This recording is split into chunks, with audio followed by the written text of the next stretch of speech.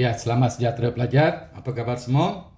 Ya, kali ini kita bertemu dalam topik trigonometri form 3 iaitu bab 5 untuk pelajaran kedua melibatkan segitiga sudut tegak. So, pelajar harus ingatkan sin theta adalah bertentangan per hipotenus, cos theta bersebelahan per hipotenus dan tangent theta bertentangan bersebelahan.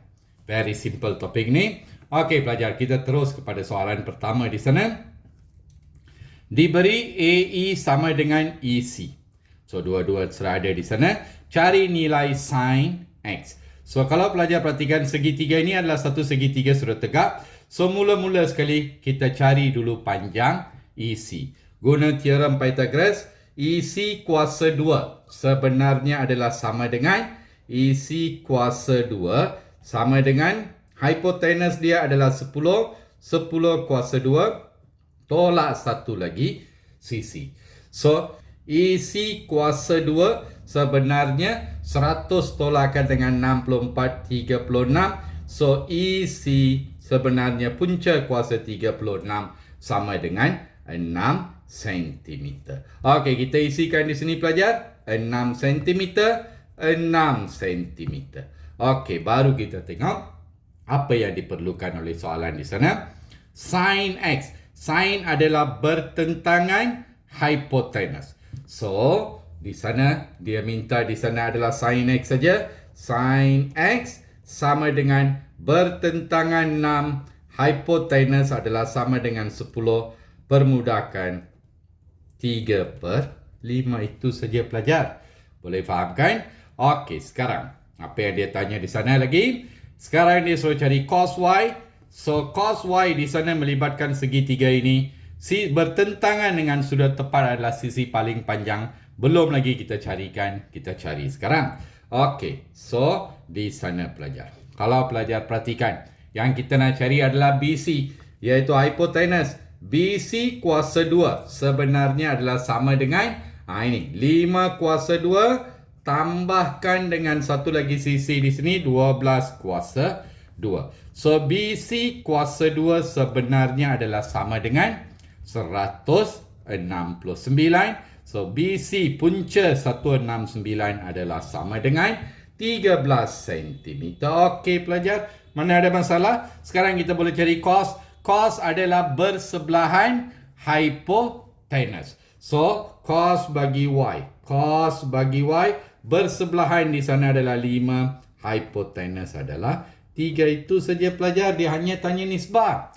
Ada masalah? Pastikan tiada. Sekarang kita pergi kepada soalan yang berikutnya. Soalan kedua pelajar di sana. Kalau pelajar perhatikan. Apa dia nak di sana? Hitungkan terus panjang JL. JL ini. So, untuk sudut yang diberikan 38 ini, JL adalah sisi bertentangan. So, kita nak cari sisi bertentangan ini. Dan diberikan hipotenus adalah 60. Bertentangan hipotenus adalah apa pelajar? Ya, adalah sama dengan sin 38 darjah. Sin. So, apa kita buat di sana? Sin 38 darjah. Sama dengan bertentangan adalah JL. Bersebelahan adalah, hipotenus adalah sama dengan 60. Darab silang pelajar. Guna kalkulator sahaja. So, JL sama dengan 60 darab sin 38. Darabkan pelajar. Pastikan boleh dapatkan sama dengan 36.94 cm. Itu saja. So, kita sudah ada di sini 36.94 cm. Apa yang diminta di sana yang berikutnya? Dia suruh kita cari sudut JML. Guna segitiga tepat yang ini JML. Ini dia sudut yang kita nak carikan. So, yang kita ada, sisi yang kita ada bertentangan dan sudah diberikan bersebelahan. Betul pelajar? Okey, bertentangan bersebelahan sebenarnya apa dia pelajar? Ya, tangent. So, tangent bagi sudut JML bertentangan adalah sama dengan 36.94. Dibahagikan bersebelahan sama dengan 120. So, tangent bagi sudut JML pelajar. Guna kalkulator dan selesaikan. So, kita akan dapat 0.3078. So, guna kalkulator shift saja. Sudut JML sebenarnya shift tangent 0.3078. So, guna kalkulator pelajar. Ya, kita akan dapat 17 darjah 11 darjah, ataupun kalau pelajar nak dalam minit 17 darjah 7 minit. Itu saja. Ada masalah pelajar? Ya, pastikan tidak. Kita kepada soalan ketiga. Diberi QS sama dengan ST, iaitu 12 cm. Okey, sini 12 cm, sini pun 12 cm pelajar. Hitungkan mula-mula sudut QRS. Mana ada masalah ini? Sudah ada di sana. So, apa kita buat? Untuk sudut yang kita nak carikan, bertentangan sudah ada 12, bersebelahan sudah ada 9. So, tangent bagi sudut QRS bertentangan 12, bersebelahan adalah sama dengan 9. So, tangent bagi sudut QRS sebenarnya guna kalkulator pelajar 1.3333 dan seterusnya. So, ini berarti shift saja.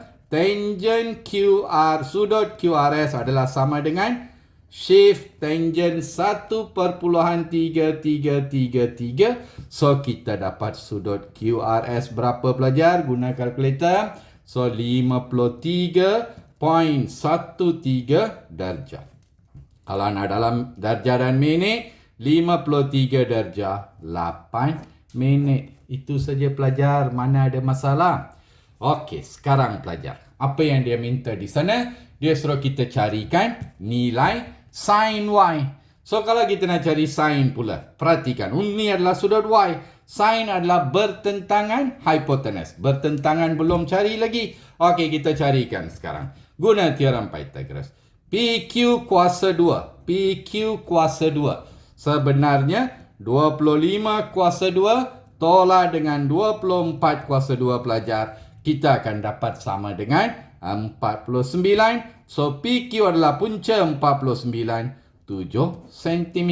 So, sini adalah 7 cm. Mana ada masalah pelajar untuk cari sin? So, oleh sebab itu, sin Y sebenarnya apa dia pelajar? Bertentangan 7, bersebelahan adalah 25. Itu saja pelajar. Boleh faham? Ya, bagus. Baik pelajar, selepas buat pemahaman, sekarang mari kita tengok dua soalan kebat di sana. Okey, soalan pertama pelajar. Rajam menunjukkan dua buah segitiga bersudut tegak EGF dan GHM. EGM dan FGH ialah garis lurus. Diberi bahawa sin X. Pelajar di sana disuruh beri maklumat. Diberi bahawa sin X ialah 4/5. Okey pelajar, kita guna ini dulu.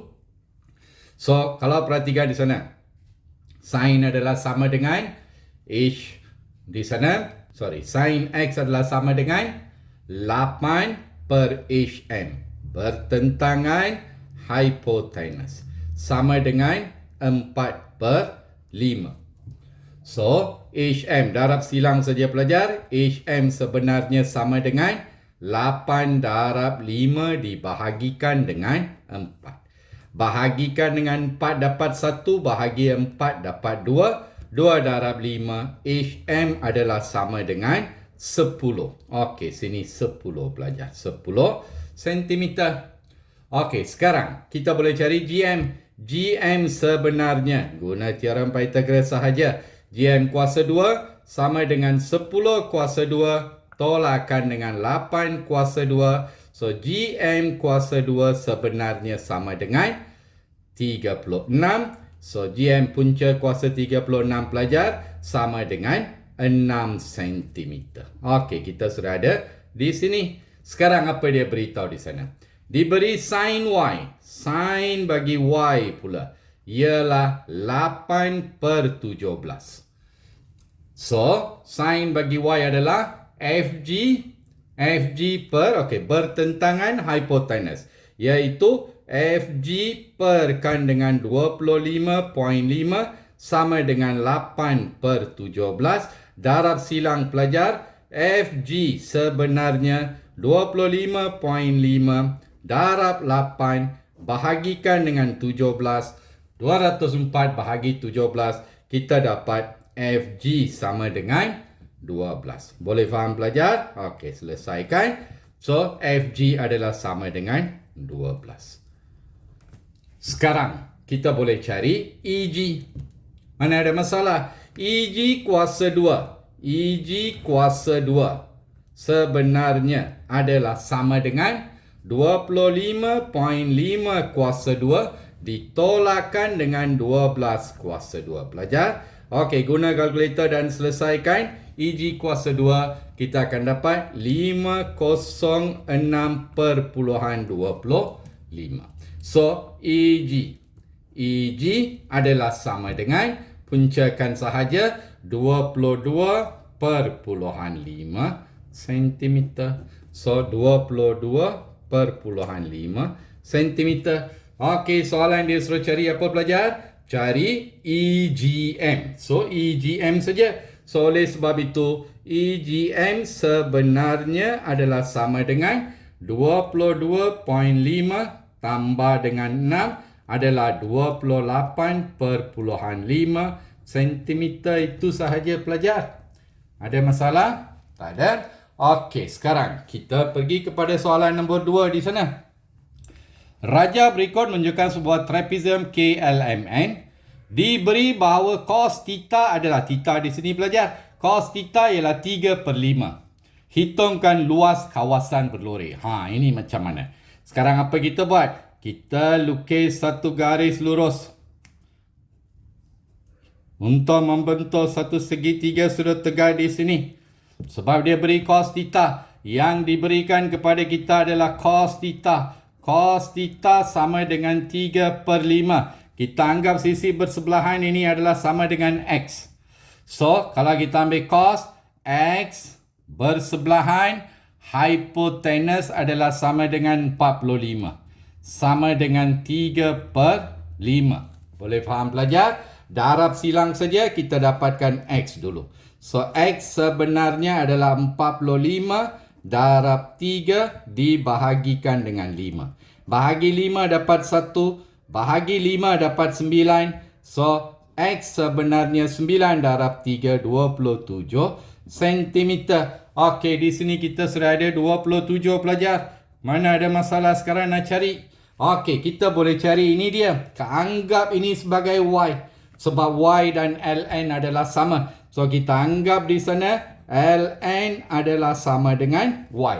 Guna Pythagoras theorem, Y kuasa 2 sebenarnya 45 kuasa 2 tolak 27 kuasa 2.